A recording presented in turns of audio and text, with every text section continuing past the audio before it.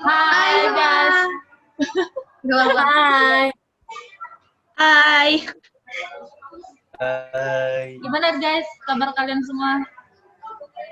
Baik, dong. baik. Baik dong. Kalian semua gimana? Alhamdulillah kita baik. Kita mematuhi protokol kesehatan kok. Jadi kita aman-aman aja di sini.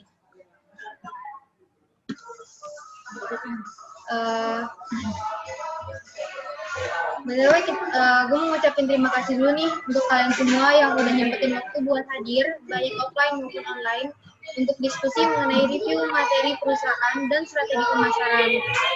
Gimana kalau kita mulai reviewnya dulu nih, dari perencanaan strategis dulu? Boleh Cak. Boleh itu. Ayo.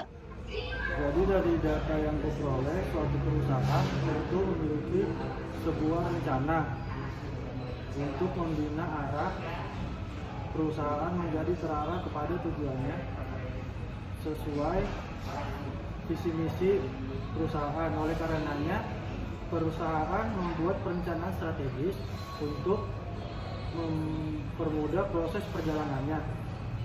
Perencanaan strategis adalah proses mengembangkan dan memelihara suatu strategi yang cocok antara tujuan organisasi, kemampuan organisasi, dan peluang-peluang pemasaran yang senantiasa berubah.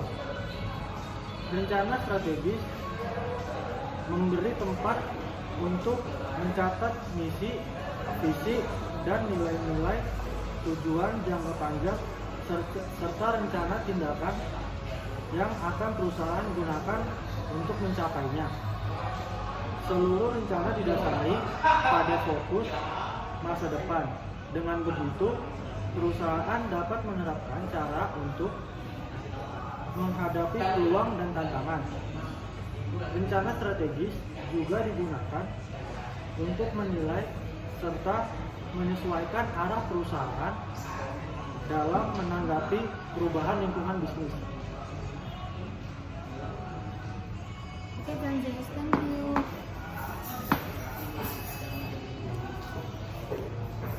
Kemudian perencanaan strategis itu sangat penting untuk perusahaan. Ada beberapa alasan perencanaan strategis. Yang pertama itu, perencanaan strategis memberikan arah jangka panjang terhadap target perusahaan. Yang kedua, membantu perusahaan lebih mudah beradaptasi pada perubahan-perubahan yang terjadi. Yang ketiga, ada membuat sistem kerja perusahaan menjadi lebih efektif. Yang keempat, menjadi tolak ukur kemajuan perusahaan. Yang kelima, kekuatan memecahkan masalah baik dalam internal maupun eksternal perusahaan. Yang keenam itu mendeteksi kendala-kendala yang ada di perusahaan, baik produksi maupun pemasaran. Lalu dalam penyusunan perencanaan strategis ada 4 langkah penting yang harus kita perhatikan agar perencanaan tersebut tidak menjadi bumerang perusahaan. Ingat gak Fatia? Ingat dong, jadi ada 4 langkah nih guys yang harus kita perhatikan dalam perencanaan strategis. Langkah pertama itu ada defining the company vision, adalah mendefinisikan visi dan misi perusahaan secara jelas. Visi dan misi harus berorientasi pada pasar, realistis, spesifik, memotivasi, dan konsisten dengan lingkungan pasar. Langkah kedua yaitu adalah setting company objective and goals, adalah menetapkan sasaran dan tujuan. Sasaran dan tujuan merupakan suatu pernyataan tentang kondisi dan hasil yang hendak dicapai organisasi di masa depan. Tujuannya biasanya lebih spesifik daripada sasaran organisasinya. Yap, betul tuh apa yang udah dijelasin sama Fatia sebelumnya. Selanjutnya, gue mau lanjutin nih langkah-langkah yang udah dijelasin sama Fatia sebelumnya. Langkah ketiga yaitu designing the business portfolio. Langkah ketiga dalam proses perencanaan strategis adalah mendesain portofolio bisnis. Portofolio bisnis adalah kumpulan bisnis dan produk yang membentuk suatu perusahaan.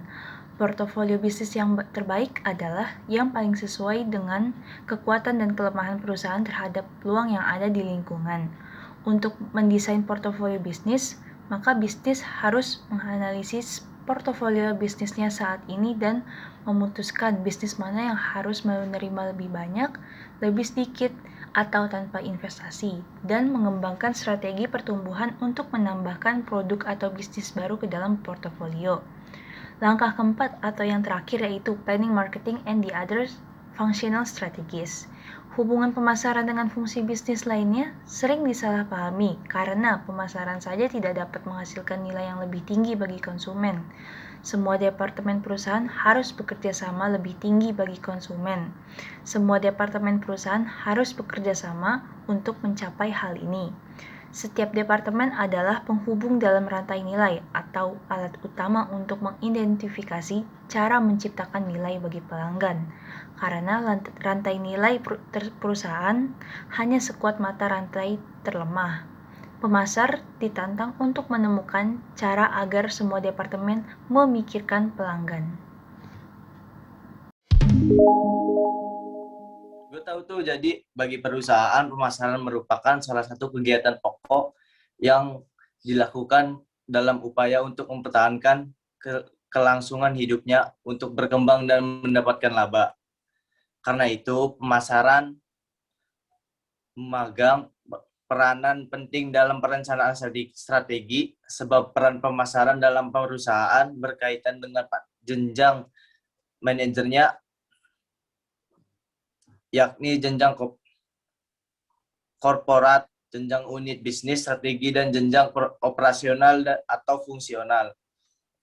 Dengan kata lain, kegiatan-kegiatan tersebut dilakukan manajerial perusahaan yang berkaitan dengan pemasaran produknya atau disebut proses pemasaran.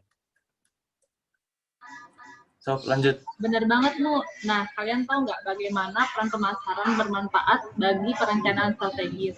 Manfaatnya itu, peran pemasaran berperan untuk mencapai koordinasi aktivitas pemasaran yang lebih baik, terus mengidentifikasi sejauh mana perkembangan perusahaan, menjadi sumber informasi bagaimana kebijakan perusahaan atau perencanaan strategis harus dibuat dan diperbarui.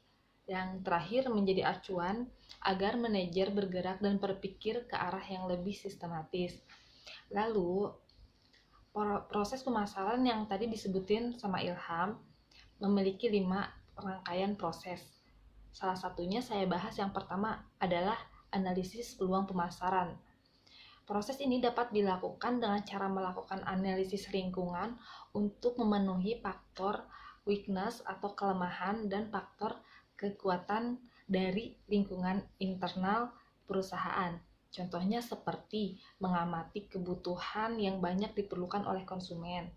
Terus mengetahui kapan konsumen membutuhkan kebutuhan tersebut. Kemudian tentukan karakter konsumen berdasarkan usia, jenis kelamin, atau pendidikannya. Dan yang terakhir, perhatikan apakah pasar banyak pesaing atau tidak. Nah, proses pemasaran yang kedua, bagaimana Win? Lanjutkan sama Winona ya. Nah, proses selanjutnya itu adalah menetapkan sasaran pasar atau dikenal dengan STP, yaitu segmentation, targeting, dan positioning. Yang pertama itu adalah memilih pasar menjadi segmen yang lebih kecil. Lalu kedua adalah memilah segmen yang dapat dilayani perusahaan dengan baik. Lalu yang ketiga itu menentukan bagaimana perusahaan memberikan nilai kepada pelanggan sasaran. Nah, lalu langkah ketiga itu ada mengembangkan bauran pemasaran. Yang pertama itu adalah produk.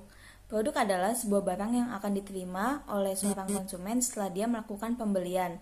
Namun, tidak hanya sebuah produk, tetapi atribut yang menempel dalam produk tersebut masuk ke dalam elemen produk. Lalu yang kedua ada price, yaitu semakin murah harga suatu produk, semakin banyak orang yang bisa mendapatkan produk kita. Namun secara keuangan perusahaan, keuntungan yang didapat akan lebih sedikit. Lalu yang ketiga ada place, yaitu produk walaupun sangat murah tidak dapat dibeli atau diakses oleh konsumen jika lokasinya sulit dijangkau. Sebuah produk harus mudah diakses oleh konsumen. Di era digital ini, keberadaan digital menjadi sangat penting karena dapat mempermudah akses konsumen kepada produk kita. Lalu yang terakhir adalah promosi, yang secara umum dikatakan sebagai upaya perusahaan untuk menjual produk dengan berbagai macam tawaran manfaat atau benefit yang akan didapatkan oleh konsumen. Sebelumnya, terima kasih kepada teman saya Winona yang telah menjelaskan proses pemasaran kedua dan ketiga. Selanjutnya, saya akan menjelaskan proses pemasaran yang keempat dan kelima, di mana pada proses pemasaran keempat ini kita akan merencanakan strategi pemasaran. Bagi perusahaan, merencanakan strategi pemasaran itu harus penyusunannya dengan benar, sebab strategi ini akan berdampak pada pengelolaan perusahaan. Nah, apa saja sih yang dilakukan oleh strategi pemasaran dalam proses pemasaran? Yang pertama adalah mengiklankan produk kepada konsumen, di mana tujuannya ini adalah untuk memperkenalkan produk-produk yang telah diproduksi serta sedang launching di pasaran. Nah, pengiklanan ini biasanya bisa dilakukan dengan memasang iklan di billboard, stasiun televisi, sosial media, media cetak, ataupun melalui artis-artis. Yang kedua adalah tim pelayanan konsumen. Nah, tim pelayanan konsumen ini bertindak untuk memuaskan hati para konsumen, sebab konsumen ini sering sekali suka mengkritik, memberi saran, ataupun membeli produk kita.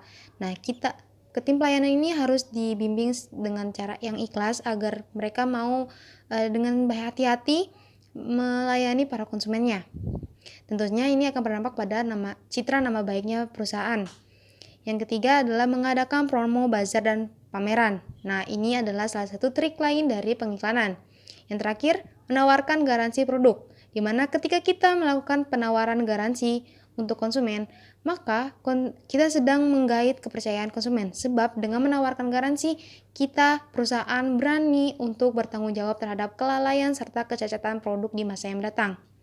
Nah, proses pemasaran kelima adalah mengendalikan upaya-upaya pemasaran.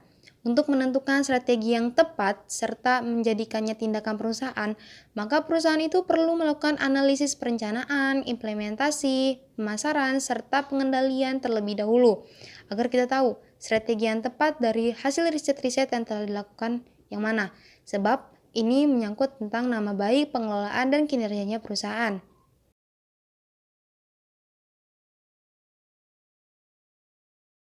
Nah, dari materi yang udah kita bahas tadi tentang perusahaan dan strategi pemasaran, bagaimana kalau kita analisis strategi pemasarannya? Contoh aja nih, kita lagi ada di Burger King kan ya? Iya, benar. Ya, gimana kalau kita nih analisis pemasarannya, strategi pemasaran Burger King di Indonesia, ya kan? Iya, masuk akal itu, Cak. Boleh. Jadi kan awalnya Burger King itu merupakan restoran cepat saji yang berasal dari luar Amerika, ya kan? Dan dia merupakan pelopor pertama restoran cepat saji yang memfokuskan pada bidang burger sesuai namanya, Burger King, ya kan? Nah, gimana kalau kita analisis nih strategi pemasarannya dari SWOT, Strength, Weakness, Opportunity, dan Threats-nya? Ya, setuju banget, Cak, menurut pendapat lo. Kira-kira menurut lo nih, kekuatan dari Burger King itu mampu bertahan di pasar pangsa ini gimana? Sebagai yang strength dan kekuatannya ya. Sebagai pelopor penyediaan makanan cepat saji, terus penetrasi pasar yang tinggi, seperti pasarnya itu udah luas juga kan, Cak, di Indonesia dan tinggi. Banyak juga. Iya benar. Terus coba deh lu datang ke setiap kota, setiap tempat kayak Tebet itu pasti ada Burger King. Ke Setiabudi pasti ada Burger King. Itu luas ya, Cak, ya, dan tinggi ya, pasarnya itu sangat tinggi kalau menurut gua. Terus terdapat banyak referensi makanan cepat saji lainnya. Jadi cepat sajinya itu ada French fries, Burger King, terus apa? Nasi ayam ya, benar. Kesukaan lu ya, Cak. Orang Indonesia banget ya, nasi ayam, mantep banget dah. Itu jadi tidak hanya Burger King aja ya, Cak, ya, kekuatannya itu. Terus disukai banyak kalangan masyarakat. Of course dong, Cak, karena banyak promo. Terus promo. Ya, anak-anak juga kadang suka juga datang ke Burger King, Cak. Terus daging burger yang lebih tebal. Jadi sesuai harga, ada yang tebal, ada yang tipis. Untuk kalau menyesuaikan harga mungkin kalau untuk masyarakat yang hanya ingin menikmati tempat atau untuk santai tapi dengan keuangan yang minim atau uang jajan saja, dia masih bisa menikmati jajan di Burger King. Itu sih kekuatan dari Burger King kalau menurut gue aja. Kalau menurut aku ya, dia pasti karena makanannya itu cepat saji, otomatis bahan-bahannya terkadang lebih mengandung banyak lemak. Nah, ya juga sih, Ya kan? apalagi ayam Kentucky-nya itu ya. Ya, ayam Kentucky-nya enak sih, cuman pastinya banyak lemak, banyak juga kekurangan sehatnya buat tubuh kita ya kan. Burger King ini ingin masuk ke bagian usaha waralaba. Mereka bisa mengadakan franchise. Jadi untuk kita-kita yang pengen usaha tapi belum punya inovasi buat produknya, kita bisa melakukan franchise dengan Burger King. Ya, benar. Kayak mudah ditiru ya, Cah ya, sama yang lain. Sama kayak french fries, maksudnya yang di jalan-jalan itu. Jadi sekarang itu yang punya Kentucky, yang punya Burger King, yang punya burger itu nggak hanya Burger King aja. Jadi banyak yang meniru seperti burger juga. Banyak masyarakat yang Beralih ke jenis makanan yang lebih sehat, itu bisa jadi karena cepat saji.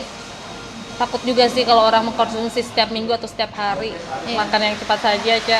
nggak sehat buat badan, nggak sehat buat dompet.